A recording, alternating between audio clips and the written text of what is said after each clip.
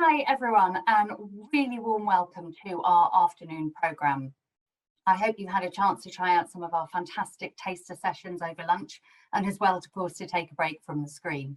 I'm Alex Holden. I'm the Deputy Chief Executive here at Target Ovarian Cancer, and I am thrilled to be chairing this session, Excellence in Ovarian Cancer Care.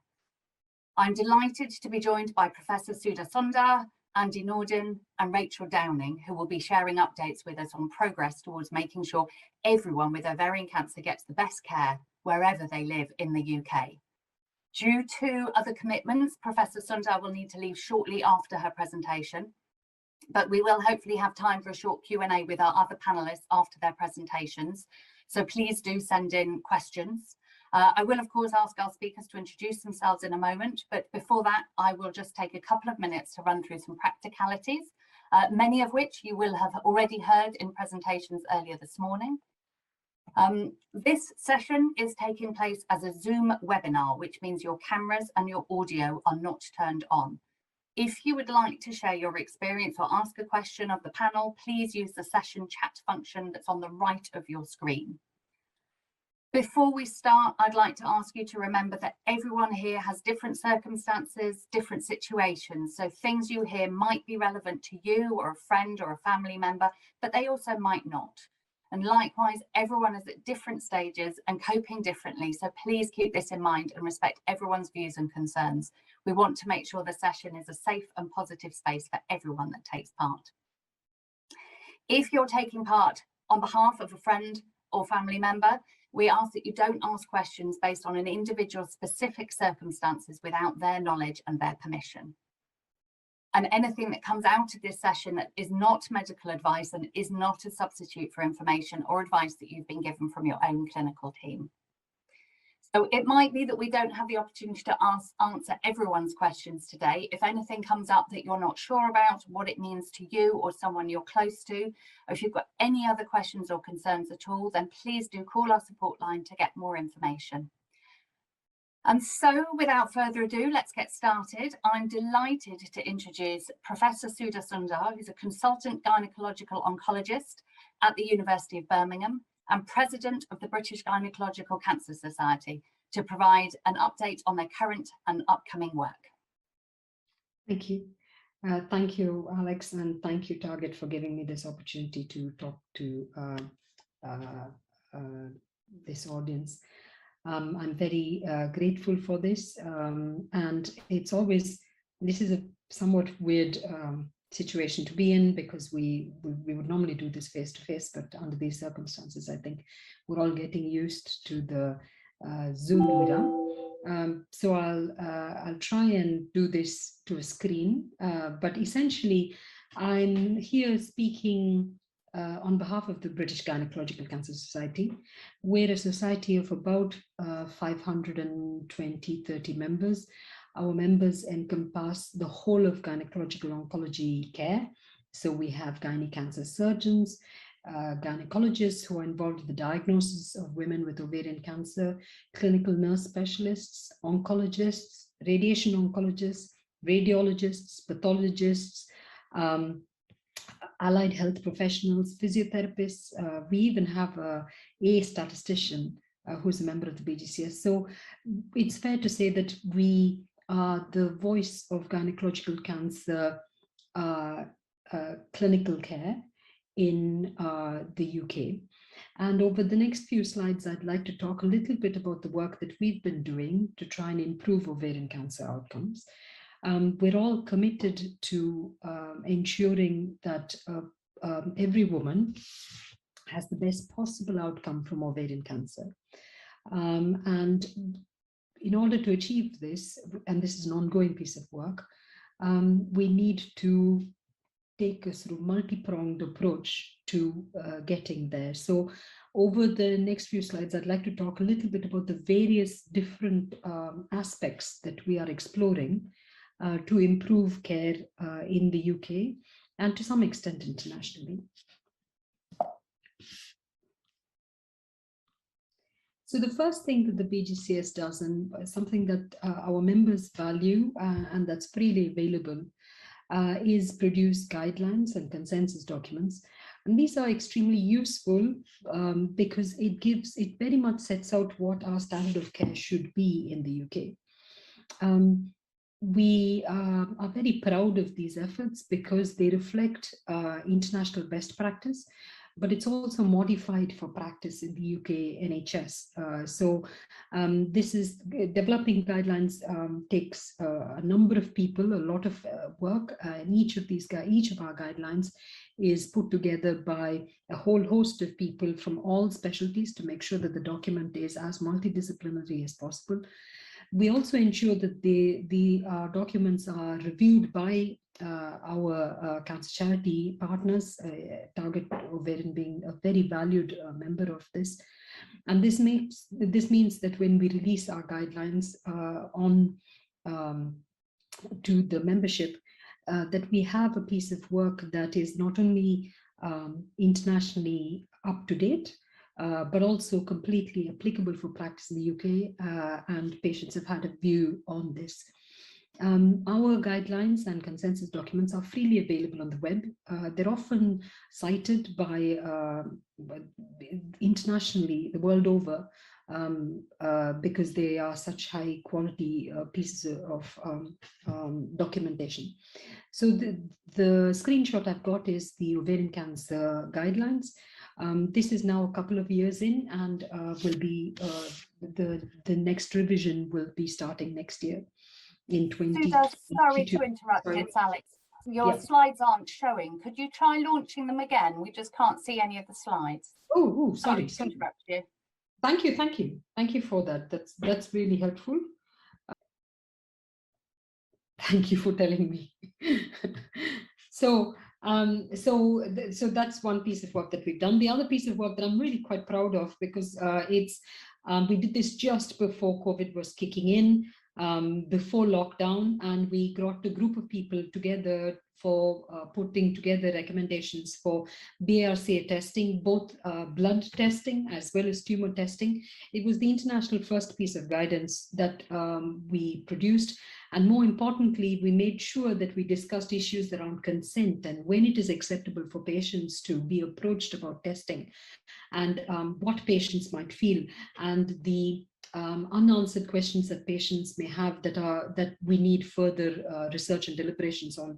This again is freely available on the web. It was accepted for publication in the International Journal of Gynaecology, and we're now updating this for HRT testing. So these are some of the things that we do. We produce guidelines. We also input into national guidance, and this is something that we do very robustly. So the BGCS inputs into the National Institute of Clinical Excellence documents.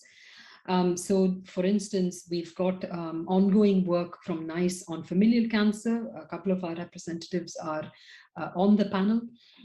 We inputted into the faster diagnosis standard that's coming out for implementation next year. And this is basically timed pathways. This will ensure that, or this will stipulate that there should be no longer than 28 days from the point in time a woman is referred to receiving a negative diagnosis or a positive diagnosis. And the NHS England recommendation is going to be for one-stop ovarian cancer diagnostic clinics. Again, we will work with our membership to try and see, set out frameworks that will help our members, and ergo the community, implement this in practice. We've had a lot of success in working with our partners. For instance, in uterine cancer, we were able to work with the pathologists to ensure that specific genetic tests would be available nationally. And whilst it's not directly relevant to this group, it certainly illustrates how it is possible for the BGCS to campaign for and to achieve impact in clinical practice by working together with other organizations. We also are the people who do the paperwork to make sure drugs get on the Cancer Drug Fund, which is quite an onerous piece of work. In terms of the other pieces of work that are ongoing and that we really hope will improve the delivery of care for women in ovarian cancer, ours is the first specialty, gynae cancer, to have done a granular and detailed workforce survey. We had the first results a couple of weeks ago, and further analysis is ongoing. And we will be the first specialty in cancer to have looked across the whole of the multidisciplinary team and actually look to see where our workforce gaps are, because we can set international standards, we can set sort of optimal care. If there's nobody to deliver that care, it's very hard for the care to be delivered. So we hope that in making this transparent and analyzing this data, we will both be able to see where the gaps are, but we may also be able to see what an optimal workforce should be. So this is a very interesting piece of work that we hopefully will be publishing or presenting to the public next year.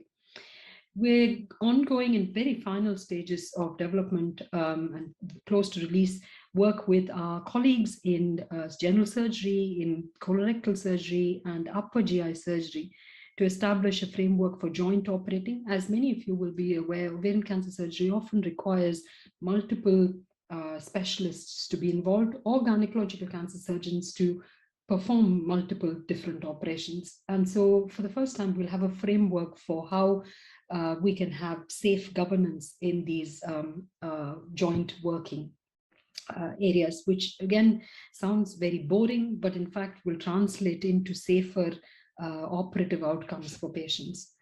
In terms of how we support training, we are responsible for working with the Royal College of Obs and Gynae to ensure that the training of future gynae cancer surgeons is of a high standard.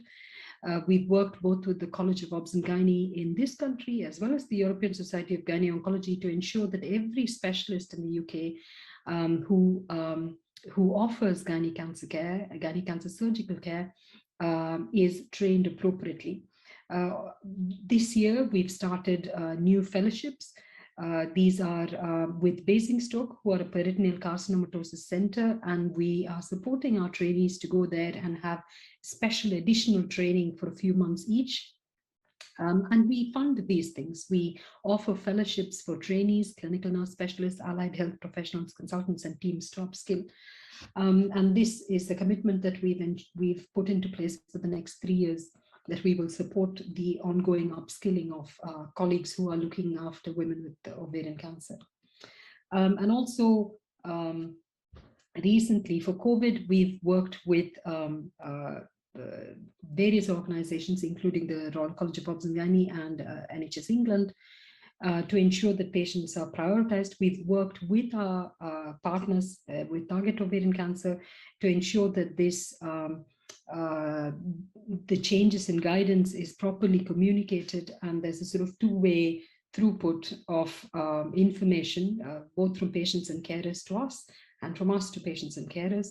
And we've recently published the first international guidance on how we can salvage patients who didn't receive standard of care during COVID. And this has now been, we've released this on our website, but also this has been accepted internationally for publication, which means it's not just our patients who will benefit, world over patients will benefit. And we've also done pieces of work around understanding the needs of patients and carers, particularly understanding the role of cancer charities. And it's quite clear, and this is a piece of work we've done with Target, looking at what patients and carers felt during COVID. And it's quite clear that charities are seen as the first port of call by patients and carers, particularly over the last 2 years. And finally, my thanks to Target for their support for my own research program. Target have been on the steering committee for Rockets, which is a study on improving and identifying best tests for diagnosis for women with ovarian cancer. And thanks also to Andy, who is on the steering committee. As you will hear from Andy's presentation, much work needs to be done to support earlier diagnosis and treatment for women.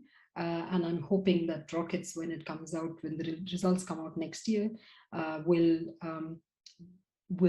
show the way forward for improvement in diagnostic pathways. So finally, the BGCS is committed to working with patients, carers, and charities to improve outcomes in ovarian cancer. And I hope we've shown you some of the work that we do specifically to try and move this piece forward. All of this is done, all of the work is done voluntary, all of the work is done in spare time and we have about 100 people within the BGCS putting into these documents and lobbying and influencing. So I hope that's been useful. Thank you.